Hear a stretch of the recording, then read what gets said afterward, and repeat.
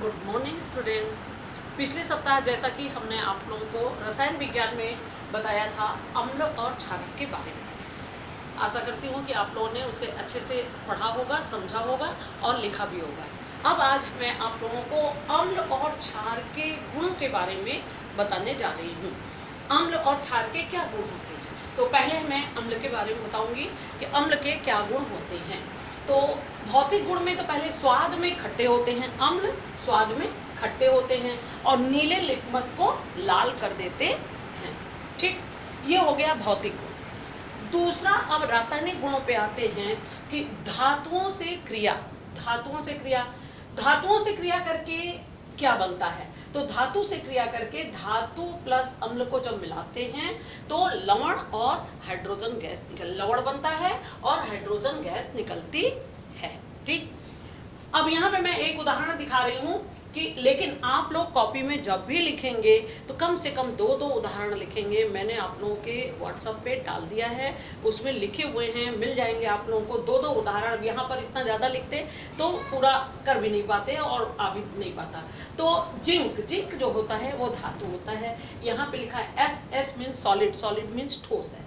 और फिर जब इसमें हम 2HCl मतलब कि दो भाग जब हाइड्रोक्लोरिक अम्ल में जिंक का टुकड़ा डालते हैं, एक्वस मीन्स जलीय विलयन, HCl के जलीय विलयन में जब जिंक का टुकड़ा डालते हैं तो ये गिब्स, इसका मतलब होता है गिब्स क्या देता है, ZnCl2 जिंक क्लोराइड, जो कि एक लवण होता है, जिंक क्लोराइड, धन H2 हाइड्रोजन गैस। अब देखिए हाइड्रोजन गैस को मैंने यहाँ तीर का निशान दिया है ऊपर की ओर, इसका मतलब ये गैस है। क्या है? गैस है। ये तीर का निशान ये बताता है कि ये गैस होता है, H2 हाइड्रोजन गैस। तो धातुओं से क्रिया करके लवण और हाइड्रोजन गैस बनता है। इसी तरह से जिंक प्लस H2SO4 मैंने सल्फ्यूरिक अम्ल, H2SO4 जब क्रिया करता है तो ZnSO4 जिंक सल्फेट, ये भी एक लवण होता है और हाइड्रोजन गैस निकलती है। देखिए दो उदाहरण मैंने आपको दिखा दिया।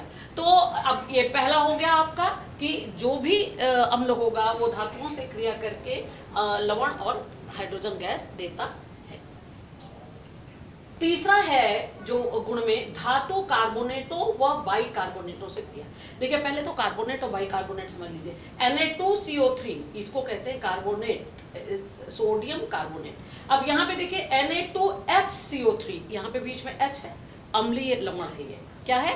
अम्लीय लवण। H जब होता है तो इसका मतलब, तो Na2HCO3 सोडियम बाइकार्बोनेट, इसको क्या बोलेंगे? Sodium bicarbonate.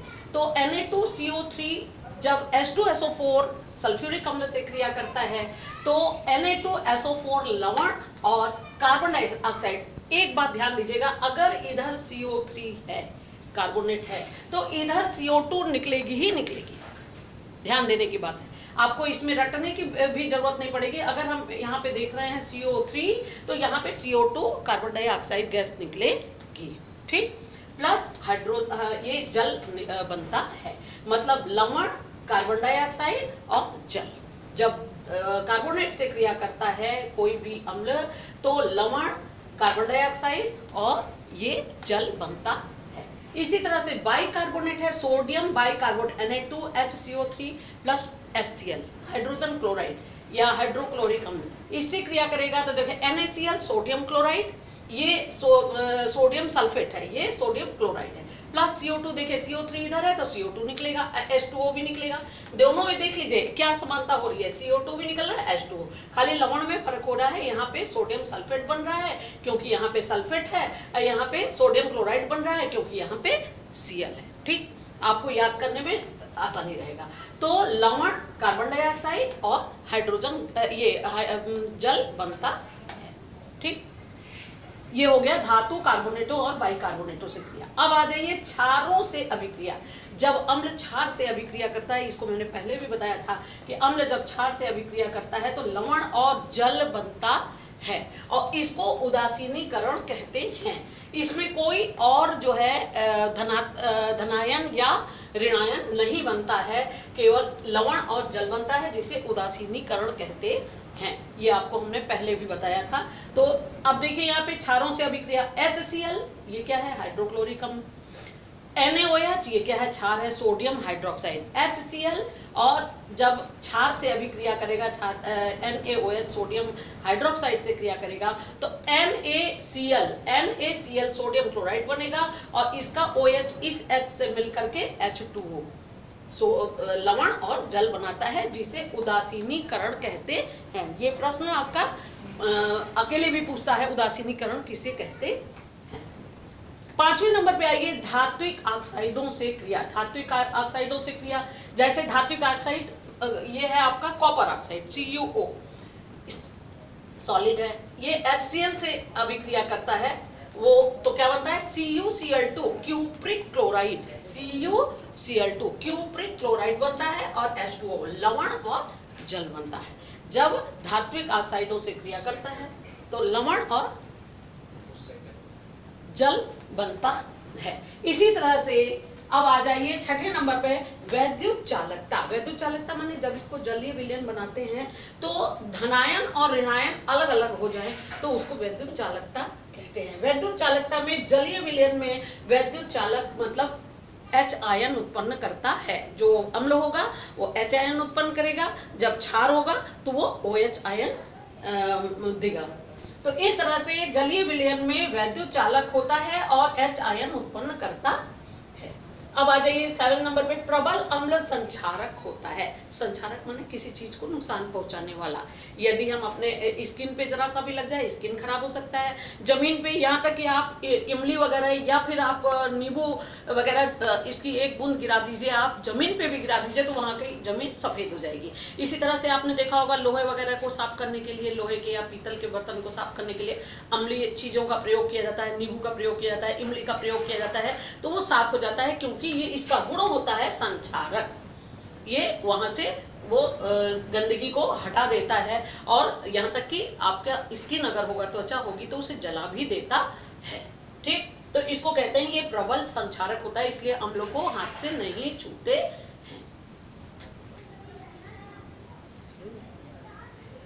अब मैं क्षारों के सामान्य गुण के बारे में बताने जा रही हूं।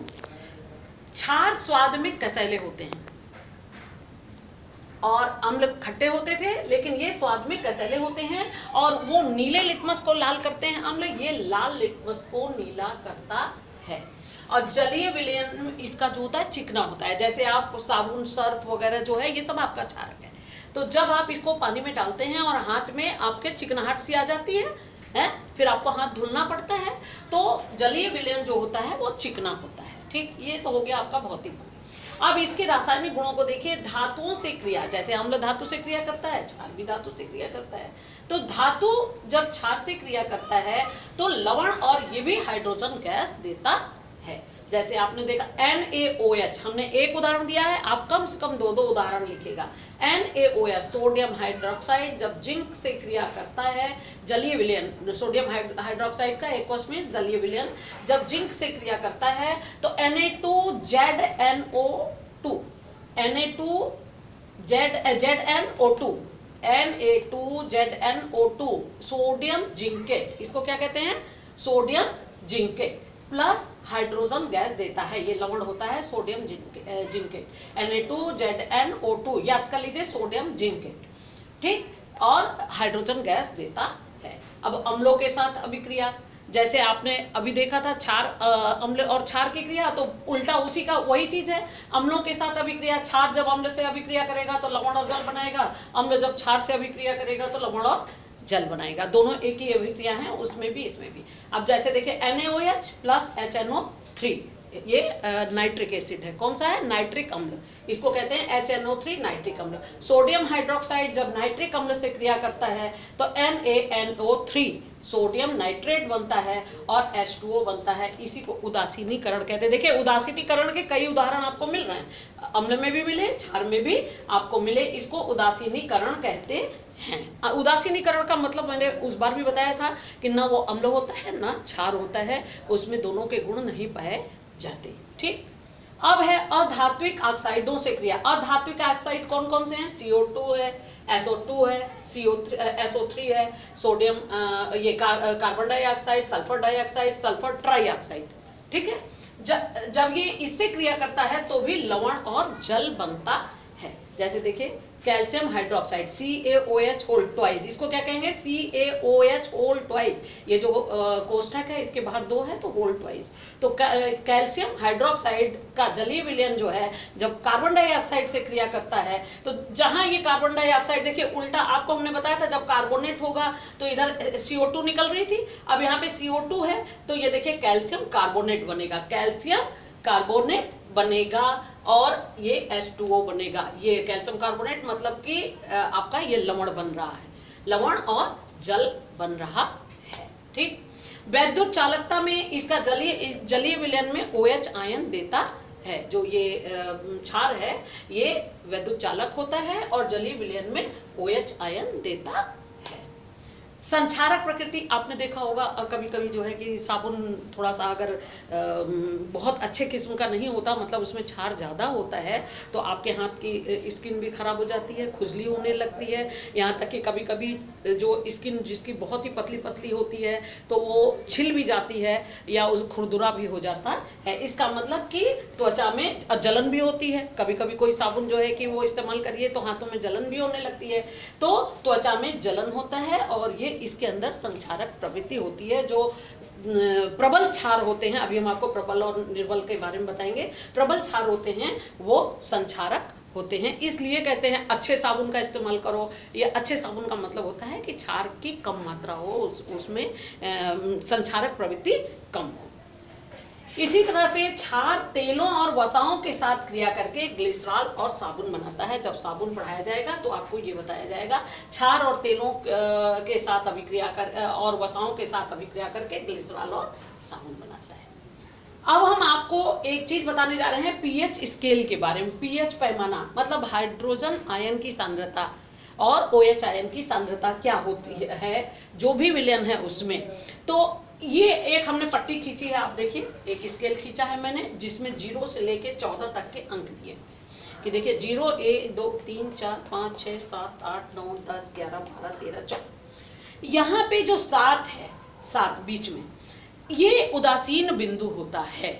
मतलब यहाँ पर जल, शुद्ध जल जो होता है उसका जो पीएच मान होता है 7 होता है। याद रखिए बहुत तेज आता है जल का पीएच मान कितना होता है और जल कैसा होता है। तो जल का पीएच मान 7 होता है शुद्ध जल का। शुद्ध जल इसलिए लिखेंगे कि जल में बहुत सा मिलावट भी होता है, तो मिलावट होगा अगर तो उसका इधर उधर अगल बगल भी हो सकता है। तो अगर लवण है तो या नमकीन है तो वो क्षारीय हो सकता है और अम्लीय है तो उधर हो सकता है। तो 7 जो होता है ये उदासीन होता है। और 7 के पहले यहाँ तक 0 तक ध्यान से देखिएगा, 7 से पहले यहाँ तक आप आइए 6 5 4 3 2 1 0। जैसे जैसे ये 7 से ऐसे कम होता जाता है ये अम्ल की प्रबलता बढ़ती जाती है।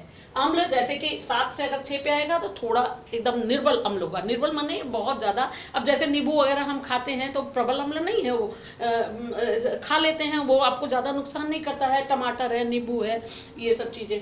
तो ये जो है जैसे जैसे हम इधर की ओर बढ़ते हैं निर्बल से शुरू होता है। निर्बल माने जो कम नुकसान पहुंचाने वाला अम्ल है, तो वो अम्ल का ये शुरू होता है और 0 तक जाते जाते प्रबल अम्ल हो जाता है। मतलब उसकी ताकत बहुत बढ़ जाती है, सांद्र एकदम हो जाता है, कॉन्सेंट्रेट हो जाता है। तो इस तरह से जब हम इधर की ओर बढ़ते हैं तो जो 6 होगा निर्बल होगा, 5 उससे थोड़ा सा तेज होगा और यहाँ तक जाते जाते जो 2 1 और 0 होगा जिसका पीएच मान वो प्रबल अम्ल कहलाएगा। इसका मतलब ये पूछता है ना किसी भी लिक्विड का, लिक्विड माने द्रव का पीएच मान 3 है, वो क्या होगा, अम्ल होगा कि क्षार होगा। आपको फटाक से याद करके बोलना है कि ये अम्ल होगा क्योंकि ये 7 से कम है, इसका पीएच मान 7 से कम है। ठीक, तो 7 से कम पीएच मान वाले जो होंगे वो अम्ल होंगे और जो 0 तक आएंगे ये प्रबल अम्ल। अगर प्रबल और निर्बल के बारे में पूछ रहा है तो 0 1 जो है वो प्रबल होगा। अगर वहां पे 0 भी दिया है, 2 भी दिया है, 4 दिया है तो प्रबल कौन होगा, ये इधर वाला होगा जो सबसे कम होगा। लेकिन अब आप 7 पे आइए फिर से, ये 7 जो है वह उदासीन बिंदु है जल का पीएच मान। अब 7 से जैसे जैसे हम यहाँ आगे बढ़ते हैं 8 9 10 11 12 13 14 तो ये क्षारीय होते जाते हैं, अम्ल की मात्रा कम होती जाती है, क्षारीय क्षारकता बढ़ती जाती है। तो अब आप देखिए यहाँ से जब ये आएंगे तो ये निर्बल होंगे, जो 7 के अगल बगल होंगे वो निर्बल होंगे। निर्बल क्षार, उससे तेज, उससे तेज, उससे तेज, और जब हम यहाँ 14 पे पहुंचेंगे तो ये प्रबल क्षार होगा। ठीक है, तो अब ये पीएच पैमाना जरा सा याद कर लीजिएगा, इसके बाद हम आपको पढ़ाएंगे उसके बारे में, है, इसलिए हमने दे दिया कि आप इसके बारे में पढ़ लीजिएगा ताकि आपको समझने में आसानी रहे अगली बार की कक्षा में। ठीक है, थैंक यू।